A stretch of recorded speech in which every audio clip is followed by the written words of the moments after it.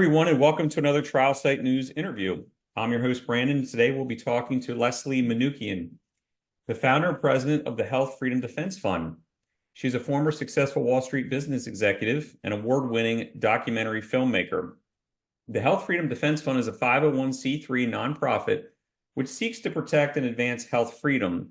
And our discussion today will focus on their victory in winning an appeal at the Ninth Circuit Court of Appeals against the LA Unified School District and their employee COVID vaccination mandate.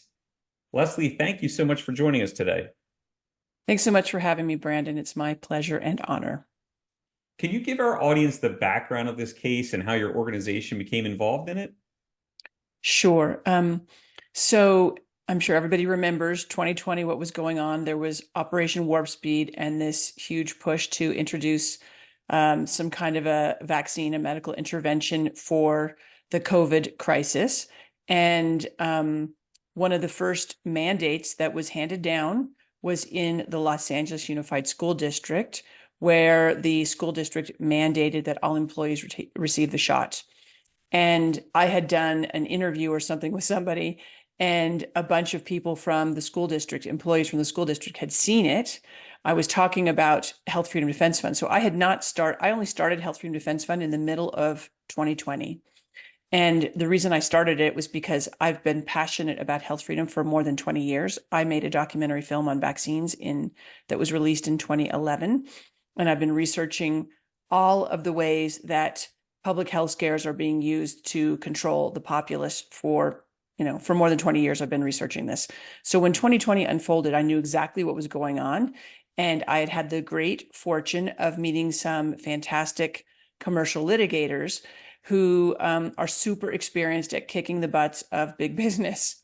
And I thought, this is what we need. These are the people we need. And I started telling them about all of the shortcomings and literally like perversions of justice involved in our vaccine courts in the United States. In the United States, if you are injured or your child is injured by a vaccine, you have to go to vaccine court.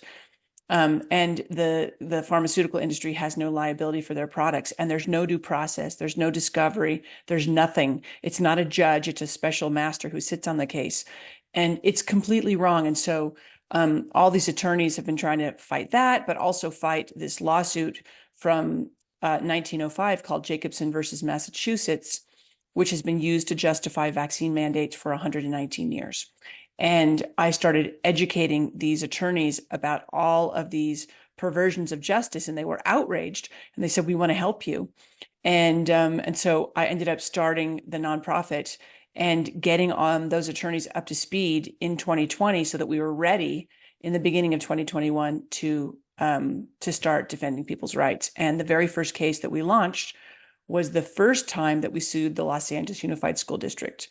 I'll say LAUSD because it's so much easier than that whole name, but and that's what they go by. But so we filed suit. They started in January talking about how the school district was going to mandate the vaccine for everybody, for students, for employees, and for teachers, for anybody associated with the school district.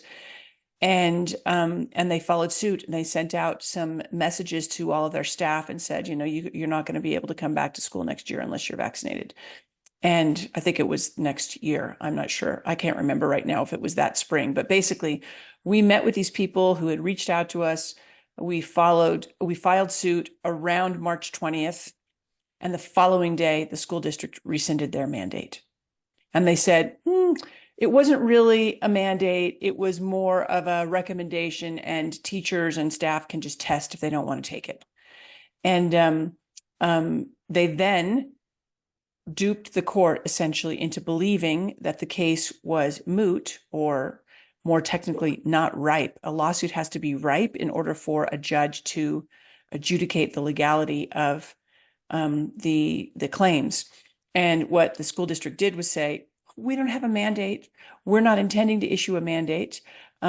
We have no intentions. We don't have one. Any suggestion that we're going to implement one is speculation.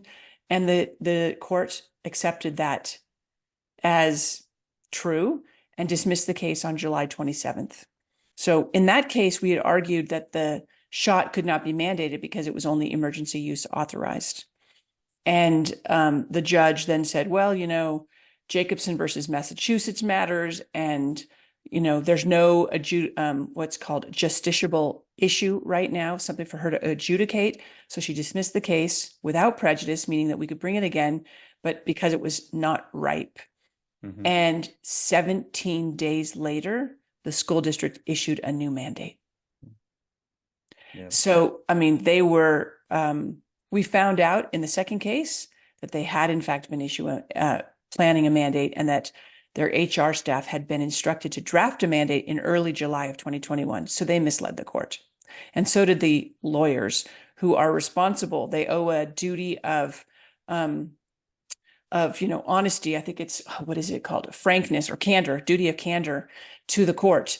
And if they fail in that, they can be sanctioned for ethics. So it's pretty outrageous what Connie Michaels, the attorney for LAUSD, did. So that was the first case. And that's how we essentially got involved. And then what happened was we filed a second case in order to challenge the new mandate that it issued August 14th of 2021. And that case was filed in November of 2021 as well. And that's the case in which we just got the ruling a couple of weeks ago, which said that the district court had dismissed. I can go into more detail, but I don't know if you want to ask me more questions about what we're talking about, or if you want to drill down deeper on the second case, because that's the really critical case that is, that we're talking about. Yeah, you're leading it perfect to what I wanted to discuss next. Obviously, I'm not a lawyer, but I'm going to see if I can set this up for the ruling from a few weeks ago. The Ninth Circuit reversed the Central District of California in Los Angeles' previous decision to dismiss the case. And also examining the fact that the mandate had been dropped, the court looked at two issues, the way I read it. And that's why I want to start with. One, you mentioned mootness. And mootness means the claim is no longer valid. So the Ninth Circuit pointed out that the school district's, quote, pattern of withdrawing and then reinstating the vaccine policies was enough to keep this case alive. And I think that was right from the ruling. And you just mentioned this cat and mouse game of putting the mandate in and then pulling it back out. Twice. They did that twice. Yeah. So I'll let's explain talk what about they the did, mootness. because their second instance of this was even more egregious, but go ahead. Yeah, I just wanted to focus on that now, is this mootness claim that the court said by this pattern of withdrawing and reinstating it, that was enough for them to deem this case still being alive. So what happens very often is that governments will do something that they shouldn't be doing, and they just do it because they are trusting that no one will raise all the money, secure legal representation, and basically organize themselves enough to challenge the policy. Our system is really upside down. These policies should not be permitted to be implemented unless they've been deemed constitutional by somebody, but they just do this. And then the onus is on us as citizens.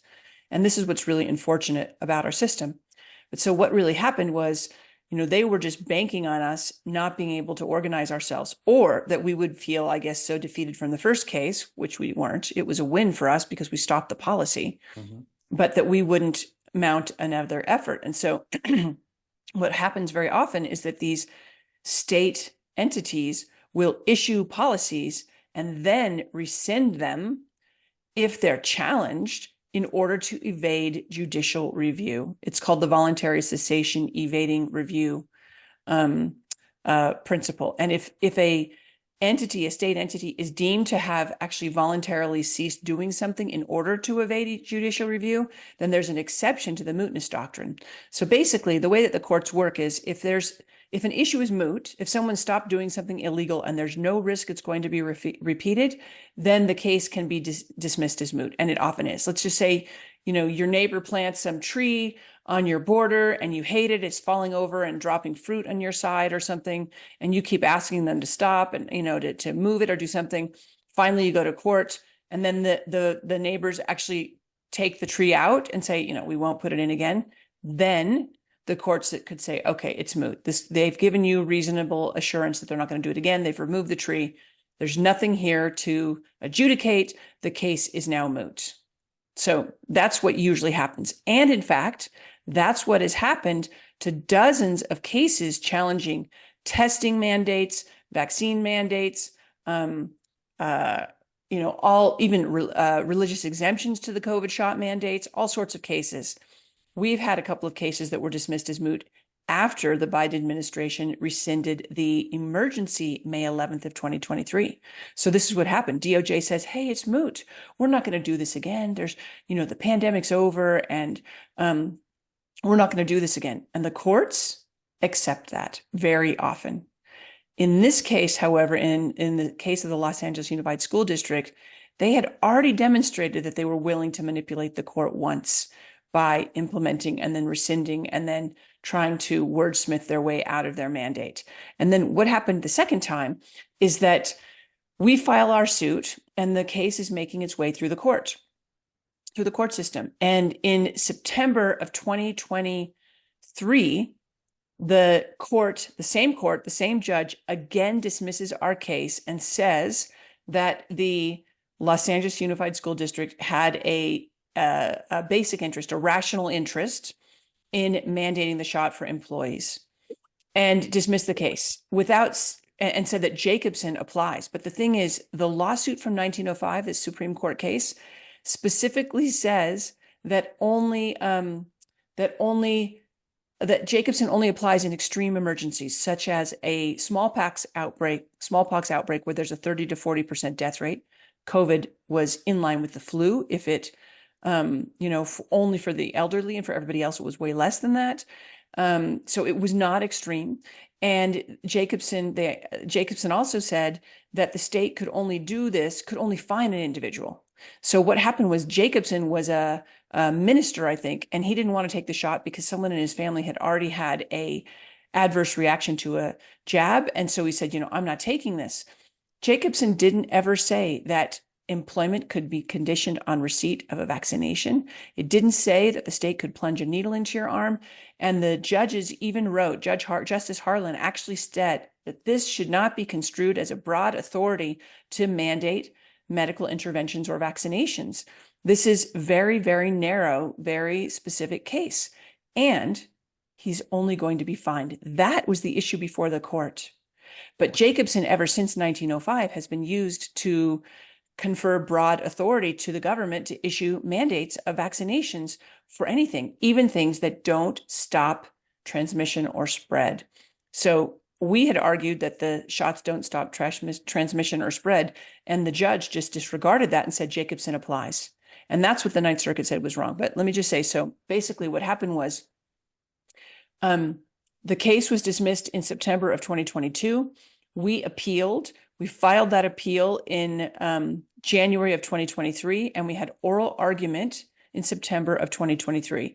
And this is so important. And this is where we see evidence of them repeating their cynical, machinations in order to evade review. So basically what they did was they go to oral argument on September 14th, and they get skewered, totally eviscerated by the panel of judges. There's a three-judge panel that hears our appeal. And they said, this is irrational. Your policy is irrational. They were shocked. They were floored. They couldn't believe that the school district was arguing that the vaccine should be mandated still today when everybody knew that the shot didn't stop transmission or infection. Right. They kept arguing that the courts should just give the state the right to decide. One of the judges said, but it has to work, right? Right. And the attorney for LAUSD just said, her name's Connie Michaels, we just think the state should give the court we just think the court should give the state the right to decide. That was all she said. And they couldn't believe that. And so what ended up happening was, as the court concluded for that day, our attorney, John Howard, was leaving the bar where you address where the attorneys address the bench. And so was Connie Michaels. And she looked at him and she said, what are you going to do when we rescind the mandate? She literally sneered at him that. Wow. So, and then that afternoon, the superintendent of schools sent a message to the school board saying we should rescind the mandate. That very day. Wow. Wow, and then 12 powerful. days later, they rescinded the mandate. And so we notified the court that LAUSD had, in fact, rescinded the mandate. And we said that we believe it is because of the potential for an adverse ruling after their skewering in oral argument. And then the judge issued an order to LAUSD to brief on mootness, and then for us to do so as well. And then we got the ruling a couple weeks ago. And what happened was the court said, this case is not moot. And it's not moot because we recognize that you, LAUSD, have been attempting to manipulate the jurisdiction of the court in order to avoid an adverse ruling, and you should be given no benefit of the doubt. Very strong words out of the Ninth Circuit. So this is huge, really huge. So this is one of the first times that a case challenging a vaccine mandate has actually survived the mootness argument since the emergency was ended last year. And I think it's very clearly because of the history that LAUSD has of trying to avoid getting an adverse ruling. Yeah, and I think you touched on a good amount there of the merits of this ruling, and that was the other, there's two parts of this ruling, basically the mootness and the merits. And one of the key parts of that ruling you mentioned is, their decision that these products are not vaccines if they're not stopping the transmission. And I was just going to read from a quote from the ruling, quote, plaintiffs plausibly allege that the COVID-19 vaccine does not effectively prevent the spread of COVID-19. Thus, Jacobson does not apply. So I don't know if there's anything else you wanted to mention about the merits of this ruling. Yeah, it's really important. The court didn't rule that the COVID shot isn't a vaccine. What the court ruled is that a vaccine or a medical intervention that does not stop the transmission or infection, which we have alleged this shot does not do, cannot be mandated. So what they did was and this is why this case is so monumental, so truly historic, because it's the first time a court, an appellate court no less, has actually intervened and said, no, no, no, no, no. The state does not have the right to call anything it wants a vaccine and use just Jacobson as a cover to mandate it. So it narrowed the application of Jacobson for the first time in 119 years. And that's why this is such a huge win. So, in California, newborn babies are forced to have their heels pricked, not for their own health benefit. Parents have to allow this to happen. Why? So the state can take their genetic information. It's not to the benefit of the recipient. So what the court specifically said, and I will read it, is this: Jacobson does not extend to forced medical treatment for the benefit of the recipient. That was the concurrence from Collins. And they said that Jacobson was misapplied because Jacobson does, quote, not involve a claim in which the compelled vaccine was designed to reduce symptoms in the infected vaccine recipient rather than to prevent transmission and infection. So that's what they clarified. If it's not designed to actually stop transmission and infection, then Jacobson doesn't apply. And the courts need to actually apply that. They need to apply Jacobson accurately. And so that is why this is historic and so important. So they basically just said, listen, you've gone too far here, district court, and you are reversed because you misapplied this case. And they clarified what Jacobson does and doesn't do. And so the other thing is that the district court, they said this in oral argument, that the district court was irrational in its application of Jacobson and also in its dismissal, because at the district court stage where we were, the district court is required by law to accept all of our allegations as true and plausible. They're supposed to construe them in the most favorable light for us. And the court didn't do that.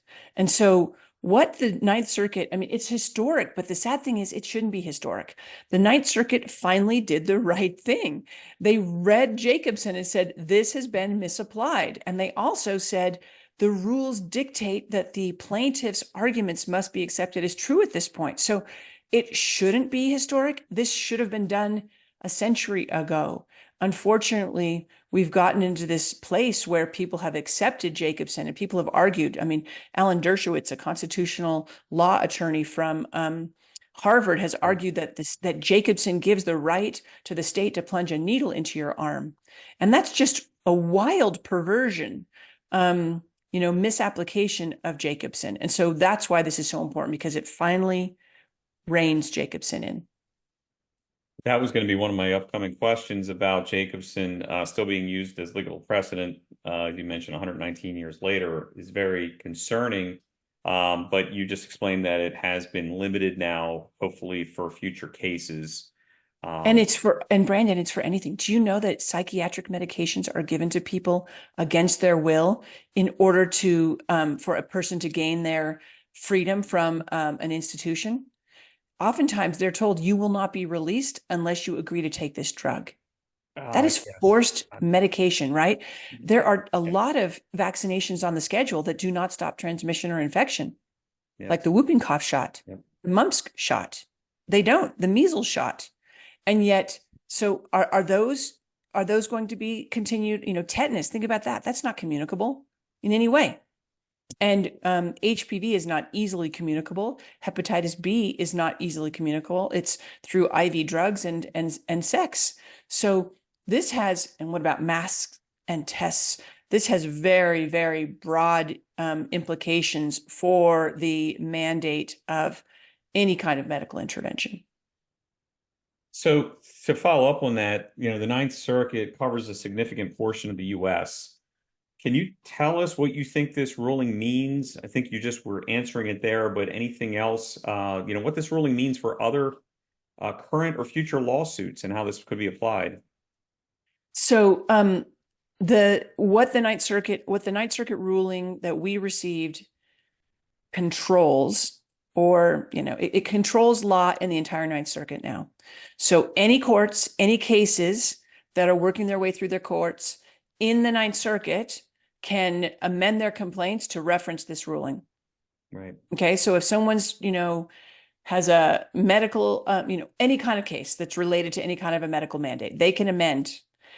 Now, it's only controlling for the Ninth Circuit at this point. Mm-hmm. That said, that doesn't mean that other circuits around the country can't reference it in their own cases. Okay. So it's now the most current law regarding Jacobson, and it can be referenced, but it doesn't actually what's called control. So any judge below the Ninth Circuit that has a case in front of it and has to actually now consider this ruling, whereas judges outside in other circuits around the country don't have to do that, but they can. Okay. And it will be argued. So it has very, very broad implications. It's only controlling nationwide if the Supreme Court issues a ruling, but that doesn't mean that across the country these rulings aren't used in other circuits. If you had to look through your crystal ball, do you think this suit goes to the Supreme Court? Well, so what happened is last Friday, as we expected, the school district submitted what's called a petition for an en banc ruling. Okay. They petitioned the entire Ninth Circuit and requested that the Ninth Circuit review the 3-judge panel with a broader panel. An en banc review is a panel of 9 judges reviewing the 3 judges who issued the ruling in order to assure that the ruling was accurate. Now, here's the hitch.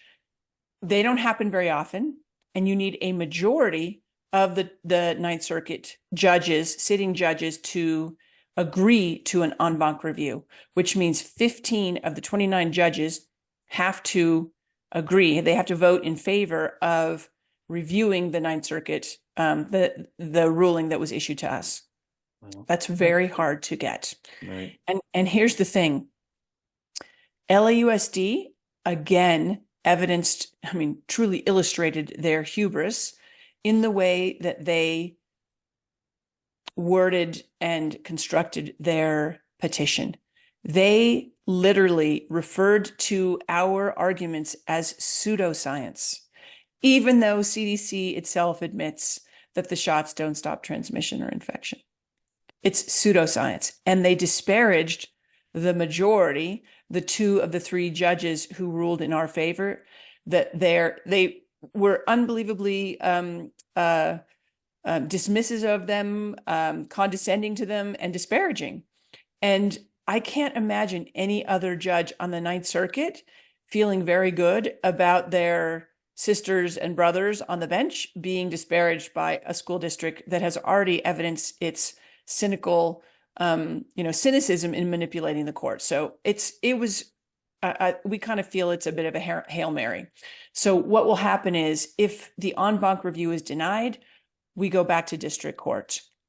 The school district could appeal to the Supreme Court, but I'm not sure that they're going to want to do that, given some of the rulings that have just come out of the Supreme Court this morning, the one overturning the Chevron doctrine in particular. And the rulings that the Supreme Court has issued in the last year with respect to religious freedom. I think that it's going to be a very, very tall task for them to appeal there. So I think what it means is they could try and settle with us, which I frankly don't want to do, or they can see us in court. And I think that's the most likely outcome personally, but that's just my opinion. You just mentioned the Chevron case that we just received a ruling on a few hours before taping here. Do you want to talk about that case and how it applies? Sure. This case or anything in the future too? Yeah, it's a huge, huge case. So there's been a Supreme Court case called Chevron versus Natural Resources Defense Council that's been in place since 1984. And this has been controlling law across the entire country. What it says is that so when we sued CDC, the court, when we sued CDC over its mask mandate and defeated it, the court is required to give deference to the agency if there's some question about interpretation of the law. Okay. And that's not what happened in our case, because we argued that the CDC had overstepped its lawful authority under the Administrative Procedure Act. But basically, there was a case called Loper Bright Enterprises in front of the Supreme Court. And what happened was EPA ordered this fishery group, Loper Bright Enterprises, to take on board an observer and pay for him or her someone who would ensure, and this is a small group, small business, ensure that they are not overfishing. And they had to pay for it. And so basically, it was this massive overstepping of authority. So what Chevron doctrine says is that if there's an issue before the courts involving a federal agency, then the courts should defer to the expertise in terms of interpreting the intentions of Congress, but also the expertise of the agency itself. And therefore, its rules should be upheld. Well, the Supreme Court right now does not seem very favorably inclined on that. And there have been several cases where the power of the agencies have been overturned in the last couple of years. There was one CDC when CDC issued the eviction moratorium in 2000, I don't know if it was 2020 or 2021, that was overturned. And so basically, this has huge implications for us, because what's been happening for the last 40, 50, 60, 70 years, really since 1944, when the Public Health Services Act was implemented in the middle of war, which I find very bizarre. You know, we're in the middle of World War II, and Congress passes something called the Public Health Services Act, which grants all of this power to CDC and the Department of Health and Human Services and FDA. And what's happened now as a result of this overturning of Chevron is that they're going to be held accountable. They're going to be held to a higher threshold than they were, because they've been given all this deference for the last 40 years. And many critics of Chevron deference is, you know, their opinion is, and I agree with this, that what's happened as a result of Chevron is that a fourth branch of government has developed, the administrative state. All of these agencies are what make up the administrative state, and they are all underneath the federal branch of government. So, you know, we've got the executive, the president, you've got the legislative, Congress, and you've got the judiciary, all the courts. But now you've got this fourth branch, this huge administrative state, which is unelected and unaccountable to the electorate. And they sit under the president. And this is exactly what happened. When President Biden was elected and inaugurated, in his first full day in office, he instructed CDC to issue the mask mandate, and they dutifully did so in 1 week. this was not something that Congress had told them to do or delegated power to them to do. It was purely an administrative and executive order. And so what's happened is the growth of the administrative state has really destabilized the balance of power in our system and given way, way too much power to the executive. And so this Chevron case is huge for us because it means that the courts will no longer defer to the administrative agencies or to these federal agencies, whether they're health or environmental or anything else. They actually have to be held accountable and prove in a court of law that the rules that they are issuing are based on science, fact, and have a true public interest. This is very, very big, and it has an impact for all of us in the health freedom arena. Great, great. So finally, my last question is an overview of the Health Freedom Defense Fund, how people can help out, and what is the group currently working on other than this Ninth Circuit ruling we talked about today? We have many other cases we're still working on. We just actually won a case against Disney, a settlement from Disney for manipulating, discriminating, lying to, harassing, bullying, and threatening to terminate an employee who claimed a religious exemption and really made an example out of her. So we made an example out of Disney. They settled because they wanted to avoid a very embarrassing and public airing of their dirty laundry. Their own internal documents show that they knew that they had to accommodate her, that they could accommodate her, and that they just lied to her anyway. So it's just, so that's one. We've got a couple of cases against Nike, and for terminating employees for religious and medical reasons. This case, we believe, will go to court, will go to trial. We've already surpassed the motions to dismiss. And this is going to be a very, very big case, sending a huge warning to all of corporate America that they can't trample the rights of their employees. So that's something that we're working on.